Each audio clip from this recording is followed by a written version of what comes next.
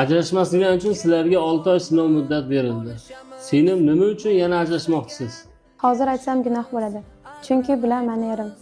Oldin ajrashtiring, keyin sababini aytaman. Uka, siz nima uchun ajrashmoqchisiz? Aka, o'zi sizni ishingiz ajrashtirishmi? Nima qilasiz so'roq savol qilib? Davay tez-tez ajrashtiring, bo'ldi. Kuyov bola oila masalasida shoshilib xulosa chiqarilmaydi.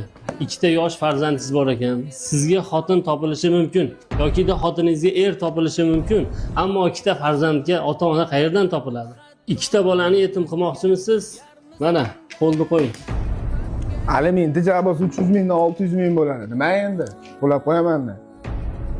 Oson tutma yolg'iz onaga farzandi deya ovoraga.